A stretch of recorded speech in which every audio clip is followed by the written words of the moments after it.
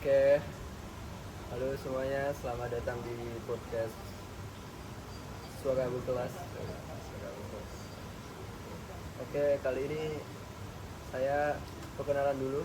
Saya namanya Andri Yahya. Saya sebagai mahasiswa ilmu sejarah semester 2. Kali ini saya akan wawancara dengan Mas Fai. Boleh perkenalan dulu, Mas? Oke, baik. Ya, ini saya Muhammad Rifai dari mahasiswa sejarah juga di UNJ, sekarang masih semester 6. Oke. Oke, di podcast kali ini temanya sangat menarik, yaitu tentang integrasi nasional, yang pada pembahasan kali ini juga menyangkut dengan pembahasan tentang Bhinneka Tunggal Ika. Nah, menurut Mas Fai sendiri, eh, integrasi nasional itu apa sih, Mas? Ini ya Mas Ahmad. Jadi kalau yang saya ketahui itu ya, Ya. integrasi nasional itu merupakan proses penyatuan masyarakat yang mana di ruang lingkup masyarakat kita sendiri, terutama di negara kita Indonesia, itu kan terdiri dari beberapa kelompok, suku, agama, ras, bahasa, yang mana dalam satu ruang itu dibutuhkan suatu penyatuan sehingga nantinya masyarakat kita itu tidak terpecah belah. Nah, itulah yang akan menjadi salah satu penyatuan di balik nama integrasi nasional. Oh, gitu. Menarik sih integrasi nasional ya. Kalau menurut Mas Fai sendiri, apa sih Mas hubungannya integrasi nasional dengan semboyan negara kita, yaitu Bhinneka Tunggal Ika itu sendiri? Nah, kalau dari yang saya ketahui ya, yang selama ini saya pelajari itu kan, kalau Bhinneka Tunggal Ika, yang mana dalam artinya itu kan berbeda-beda tapi tetap satu. Ya, Yang mana dari definisi integrasi nasional itu sendiri kan merupakan untuk menyatukan masyarakat kita. Nah, dari semboyan tersebut bisa kita pahami bahwasanya masyarakat kita itu perlu untuk mendapatkan Bhinneka Tunggal Ika tersebut, karena bagaimana kita melihat untuk kondisi saat ini itu kan Indonesia itu rentan sekali untuk terpecah belah gitu ya. Jadinya dengan adanya pemilihan semboyan Bhinneka Tunggal Ika tersebut, diharapkan masyarakat kita itu dapat bersatu dan memiliki jiwa nasional yang tinggi, yang saya tahu dari Bhinneka Tunggal Ika seperti itu. Kemudian juga yang mana makna dari Bhinneka Tunggal Ika tersebut adalah nyerempet ke keberagaman Indonesia. Iya. Jadi prinsip semangat untuk apa ya, satu gitu harus tertanam ada di setiap masyarakat Indonesia. Berarti sangat penting sekali ya untuk semboyan Bhinneka Tunggal Ika itu sendiri untuk integrasi nasional Indonesia. Nah, itu yang kita tahu ya, bahwa keberagaman itu kan sebenarnya suatu hal yang susah untuk dikendalikan ya. Nah, gimana sih cara untuk keberagaman itu bisa menjadi sebuah kekuatan, itu gimana, Mas? Gimana caranya keberagaman bisa menjadi suatu kekuatan untuk membuat Indonesia itu makin kuat lah? Itu gimana caranya? Oke. Dari kalau menurut saya pribadi, untuk mengatasi hal tersebut itu kan dibutuhkan suatu rasa saling percaya. Bagaimana kalau ini kan tadi, kalau masyarakat Indonesia itu kan majemuk ya, ada yang dari Sumatera, ada yang dari Jawa, dan Papua, dan yang lain-lain, dan itu semua dibutuhkan rasa saling percaya dan juga rasa senasib seperjuangan gitu ya, Betul. yang mana nantinya dari pengertian itu nantinya diharapkan dari para masyarakat itu dapat memahami betul arti dari keberagaman itu dan kemudian menjadi suatu kekuatan besar untuk bangsa Indonesia menjadi lebih baik. Begitu Mas Am. Oh, gitu. Oke, oke, oke. Jadi justru keberagaman itu bisa dibilang jadi sebuah keunikan tersendiri ya Mas, itu buat bangsa Indonesia sendiri kan, yang mungkin bisa membedakan bangsa Indonesia dengan bangsa lainnya gitu ya. Bisa saya tangkap.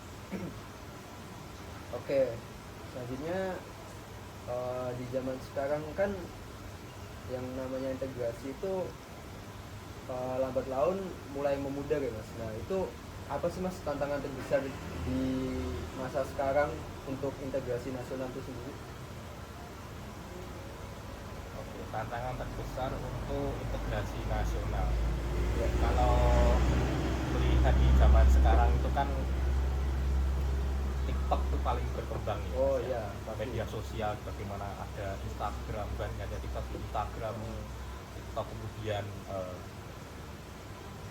Twitter, yang mana setiap postingannya itu mengandung berita-berita yang mungkin belum terfilter dengan baik. Oh, Apakah berita itu benar atau menyimpang Iya. gitu, bagaimana untuk menyebarkan isu-isu sosial yang ada di masyarakat kita. Nah, hubungannya dengan integrasi nasional itu sendiri, bagaimana masyarakat kita itu bisa menyaring berita yang benar. Jadi jangan hanya kita melihat dari satu sisi saja. Jadi harus ada kacamata lain yang bisa kita telusuri, misalnya dengan membuka berita dari websitenya yang resmi dari CNN Indonesia ataupun dari ya pokoknya dari platform-platform yang terpercaya gitu lah, Tempo. Jadinya dalam masyarakat kita itu enggak terus tergiring opini yang salah. Oh, gitu ya Mas. Itu sebenarnya lumayan sangat challenging sih ya, lumayan susah sih tantangannya itu ya. Jadi itu pengaruhnya, berarti tantangan terbesarnya itu masuknya ke media sosial ya Mas. Iya. Oke, itu gimana Mas? Gimana media sosial itu bisa mempengaruhi integrasi itu sendiri, integrasi nasional itu sendiri itu gimana ya? Kalau dari media sosial ya seperti yang saya bilang tadi ya Mas Amri, bagaimana nantinya kalau untuk saya sendiri ya, dari tahap-tahapannya ya, untuk agar integrasi nasional dapat terpenuhi dengan baik lewat media sosial tersebut, bagaimana masyarakat kita harus pintar-pintar mengolah berita itu dengan baik. Gitu Mas, sesuai yang tadi aja sih. Soalnya dari yang saya lihat itu kondisi masyarakat kita kan kurang kritis gitu. Apalagi mohon maaf untuk minat baca di Indonesia sendiri itu kan masih sangat rendah. Iya, Perlu perlu dipancing kembali, perlu dilihatkan kembali untuk bisa setidaknya memahami bahwa berita yang tersebar di lingkungan kita itu memang benar-benar berita yang relevan. oke. Berarti salah satu pengaruhnya minat baca juga ya Mas berarti ya.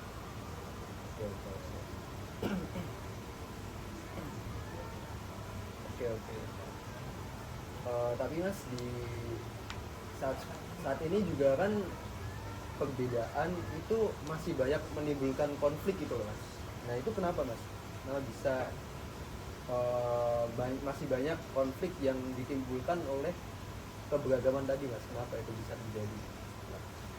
Oke, ini kalau kita bicara konflik ya, Iya. yang mana seperti yang sudah saya bilang yang tadi mengenai dengan keberagaman, kita lihat saja di konflik Sapik antara Madura dan Kalimantan iya, di Bang. tahun 2001. Karena itu kan berawal dari sebuah kesalahpahaman. Kesalahpahaman, betul banget. Kemudian juga dipicu dari penyebaran berita-berita hoax. Oke. Nah, kemudian dari masyarakatnya juga yang masih belum tersadarkan antara untuk memahami apa suatu konteks dengan baik, jadinya ya mereka akan istilahnya gampang opini lah. Gampang opini bagaimana yang dari Madura sendiri ya ingin mempertahankan hak martabatnya, kemudian yang dari Kalimantan sendiri pun juga begitu. Yang mana nantinya pecah di situ kan sangat pecah ya, bagaimana bisa saling membunuh kan mas kalau kita lihat dari sejarahnya. Jadinya ya kalau dari saya sendiri mungkin untuk solusi dari masalah tersebut itu yang pertama diskusikan dulu dengan kepala adatnya, kemudian agar tidak terjadi kesalahpahaman harus ada pihak ketiga yang menangani, sehingga ya konfliknya bisa terselesaikan dengan baik untuk bisa menjaga integrasi nasional juga. Berarti balik lagi kuncinya itu komunikasi ya. Oke, kalau dari Masnya sendiri sebagai mahasiswa ya mas, mahasiswa semester 6 tadi di sejarah juga. Nah itu gimana sih mas cara menerapkan persatuan Bhinneka Tunggal Ika itu sendiri di lingkungan pendidikan seperti di kampus seperti masnya itu gimana mas penerapannya? Ya kalau di kampus berkaca dari saya yang masih mahasiswa gitu, yang pertama itu ketika menjalankan diskusi. Ya kita diskusi dalam kelas kan biasanya Mas Amri juga sering presentasi gitu kan. Nah yang mana di dalam kelas tersebut terdapat mahasiswa dari berbagai daerah. Kalau dari kelasnya Mas Amri mungkin paling jauh dari mana? Kalau dari kelas saya mungkin ada yang dari Aceh ataupun mana ya? Kalimantan. Kalimantan sih, Kalimantan Sulawesi juga ada. Ya. Yang mana ya tiap daerah pasti ada lah gitu ya yang digabung dalam satu kelas. Nah, tugas kita sebagai mahasiswa untuk menjaga keberagaman itu tetap ada, menjaga persatuan itu tetap ada, itu ya menjaga bagaimana diskusi di perkuliahan itu tetap berjalan dengan baik gitu. Jadi contohnya saja ketika kita presentasi di situ ya kita tetap menghargai pendapat orang lain walaupun pendapat itu mungkin bisa dikatakan salah. Ya bukan salah sih, terdengar kurang baik gitu. Yang mana balik lagi bagaimana cara kita menanggapi pertanyaan dari teman-teman kita supaya kita tidak emosi juga. Kita tetap harus dengan kondisi tenang dan tetap santai untuk berdiskusi dalam kuliah. Kemudian yang kedua yaitu tidak diskriminasi mas. Diskriminasi. Gimana ketika kita melihat mahasiswa dari lain, wah ini dari mahasiswa Kalimantan, ngapain kamu tanya begitu, kamu nggak tahu di Jawa misalnya kalau lagi presentasi bahas daerah gitu. Nah itu bisa dikurangi mas, jangan sampai perbedaan daerah itu memicu diskusi yang kurang sehat di ranah kampus. Apalagi sampai membawa nama-nama daerah dan memicu suatu emosi yang menimbulkan tindakan diskriminasi. Itu perlu sangat kita hindari di dalam kampus kita. Apalagi kita kan sedang diskusi akademik ya Pak. Dimana etika itu yang paling utama. Kemudian yang ketiga yaitu terbuka terhadap budaya daerah lain. Ketika kita melihat teman-teman kita dari daerah-daerah yang lain, bagaimana mereka mempresentasikan budaya mereka, contohnya saja ketika melihat program acara, ya kita harus terima dengan baik, jangan sampai kita terus istilahnya menggobor-gobori untuk mereka itu harus bisa bahasa Jawa. Ya kita harus fair dong, harus pakai bahasa Indonesia juga dong, Iya. nggak apa, jangan sampai terus mereka dari Kalimantan misalnya atau Iya. misal dari Sumatera kita paksa mereka menggunakan bahasa Jawa Iya. karena kita kuliah di Yogyakarta. Iya. Jangan apa, agar ya persatuan atau integrasi nasional itu tetap terjaga. Nah, kemudian untuk yang terakhir yaitu tidak memaksakan pandangan pribadi atau pendapat. Jangan sampai memaksakan pendapat kita di diskusi presentasi ataupun diskusi dalam ranah kuliah. Ya kalau misal pendapat kita salah dan disangka ya kita harus tetap legowo gitu ya, Mas. Ya, dan Terimanya ya. menerima dengan lapang dada, jangan sampai ada kericuhan, ada umpatan di situ hanya karena pendapat kita tidak diterima dengan baik. Jangan sampai ego kita mengalahkan suatu diskusi di dalam kelas. Kalau menurut saya itu sih Mas yang bisa diambil selama perkuliahan ini. Ya, menarik sih Mas.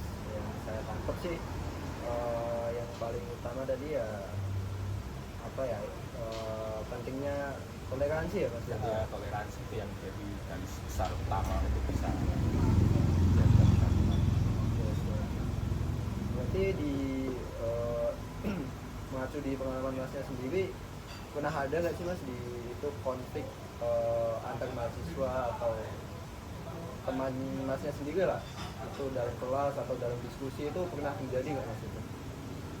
Kalau konflik pernah, cuma nggak yang terus bagaimana, nggak terus yang tengkar gitu ya. Oh, Kalau konflik itu biasa Mas. Jadi ketika debat gitu kan pastinya mereka tersulut dengan adanya diskusi iya, yang betul. apa ya, yang panas gitu Panas, lah untuk ya. membahas argumen-argumen tertentu. Betul. Tapi yang jelas yang perlu ditekankan di dalam perkuliahan itu boleh berbeda pendapat tapi jangan emosi ya. Hmm. Jadi ya kita boleh mengkritik orang lain tapi jangan sampai kita terpancing bahwa pendapat untuk menunjukkan pendapat kita itu tetap benar gitu. Oke, oke. Jadi ya kita tetap berusaha untuk kepala dingin lah untuk bisa tetap menjalankan diskusi itu, debat itu dengan baik. Oke, oke, oke. Menarik sih, Mas. Oke, oke, oke. Oke, selanjutnya kalau menurut Mas Wai sendiri, seberapa vital sih Mas peran generasi muda seperti kita ini dalam integrasi nasional itu sendiri itu seberapa penting Mas? Menurut saya sangat penting sekali karena bagaimana Indonesia sendiri itu kan dipenuhi dengan generasi muda, generasi yang penuh potensi, ya bonus demografi lah. Demografi, betul banget. Mana peran pemuda kita menjaga integrasi nasional kita. Kalau menurut saya sih ya perlunya bimbingan khusus lah dari bagaimana kita sebagai anak-anak kuliah sendiri kan begitu, nantinya dari dosen juga memberikan arahan kepada teman-teman mahasiswa yang mana nanti dari mahasiswa bisa meneruskan semangat keberagaman itu sendiri ke masyarakat yang di desa, yang mana pemuda-pemuda tersebut masih jarang sekali mendapatkan ilmunya. Iya. Gitu. Jadi pada kesimpulannya itu harus dialog yang aktif dengan pemuda di masyarakat sekitar, yang mana nantinya akan menimbulkan atau memicu oh ternyata ini loh ilmunya yang benar untuk bisa tetap menunjukkan semangat kebinekaan, semangat keberagaman, tetap menunjukkan hal-hal yang baik dari kampus untuk diturunkan ke masyarakat itu sendiri. Itu Menarik sih Mas. Berarti emang peran generasi muda itu sangat penting ya Mas berarti ya untuk integrasi nasional Indonesia ke depannya, supaya ya bangsa Indonesia itu sendiri nggak kehilangan jati dirinya gitu kan ya Mas. Oke. Selanjutnya untuk Mas Fai sendiri untuk menghadapi keberagaman itu sendiri gimana sih Mas supaya nggak menjadi perpecahan itu gimana? Kalau dari saya saling menghargai aja sih Mas, jadinya enggak, jangan sampai ya seperti tadi, kalau kita diskusi itu jangan perbedaan pendapat ya kita harus gowo, jangan sampai timbul emosi, kemudian fokus dalam argumen kita sendiri, jangan sampai kita menyerang argumen pribadi orang lain, kemudian menghindari emosi-emosi yang berlebihan, jangan sampai ego kita itu lebih tinggi dari argumen-argumen yang sedang kita jalankan.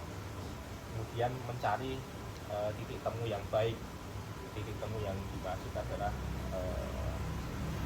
menyelaraskan persamaan pendapat itu, kemudian dapat kita jalankan diskusi yang sehat di lingkungan kampus. Ini kalau dari anak mahasiswa ya Mas. Kalau di masyarakat ya mungkin kita bisa melihat ketika rapat pemuda itu sendiri ya, dimana terus hal-hal kecil yang mungkin bisa diadopsi untuk bisa tetap menjaga integrasi nasional, ya kita tetap ya menjunjung tinggi rasa persatuan ya, terutama di desa itu sendiri kan mungkin yang paling gampang dipecah belah kan kalau misalnya ada suatu kegiatan yang ada persaingan gitu ya, tandingan poli antara RT atau apa gitu ya, bagaimana kita sebagai anak muda itu jangan sampai ikut dalam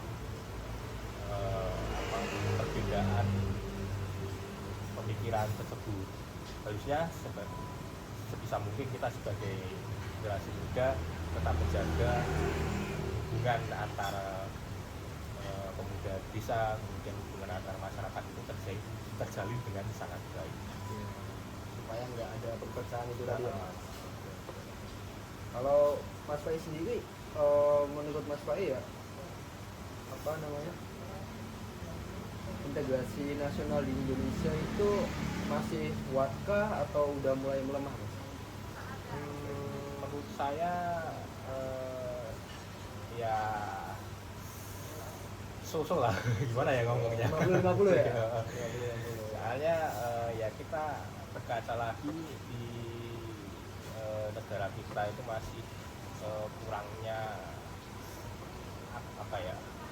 minimnya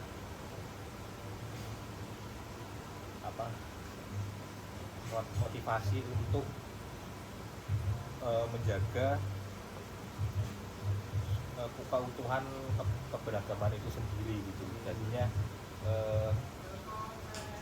bagaimana kita melihat pemuda Indonesia sendiri itu kurang menunjukkan adanya persatuan dan kesatuan di wilayahnya masing-masing gitu ya. Jadinya perlu ditingkatkan lagi gitu, dengan apalagi dengan adanya media sosial yang sekarang ini, perlunya kita selektif lah memilih berita-berita yang benar agar persatuan di masyarakat itu tetap terjalin dengan baik.